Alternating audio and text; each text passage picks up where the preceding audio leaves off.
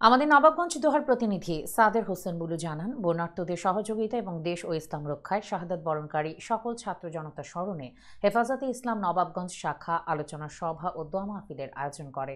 বুধবার বেলা 10:30 নবাবগঞ্জ কেন্দ্রীয় শহীদ মিনার প্রাঙ্গণে এই আলোচনা সভা অনুষ্ঠিত হয়। এ সময় নেতৃবৃন্দ সাবেক প্রধানমন্ত্রী শেখ হাসিনা ও তার সহযোগীদের দ্রুত বিচারের দাবি জানিয়ে ভারতীয় আগ্রাসন নীতির তীব্র প্রতিবাদ জানান।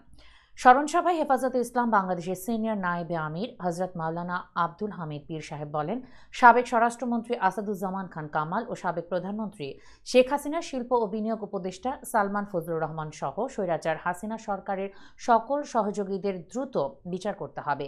এছাড়া রাজধানী ঢাকার শাপলা চত্বরে নিহত হেফাজতে ইসলামের যে সকল নেতাকর্মীরা শহীদ হয়েছে তাদের হত্যার বিচার করতে হবে। আমরা রাজনীতি করি না, আল্লাহ ও তার রাসূলের আইন মেনে চলি। এ সময় তিনি ভারতের প্রধানমন্ত্রী নরেন্দ্র মোদীকে উদ্দেশ্য করে বলেন, বাংলাদেশ পীর আলেম ওলি মাশায়েখের দেশ। আমরা আপনাদেরকে বলতে চাই, এই দেশের মুসলিম, হিন্দু, খ্রিস্টান ধর্মের মানুষ সকলে মিলেমিশে বাস করে। তারা আপনাদের তাবেদারি মানবে না।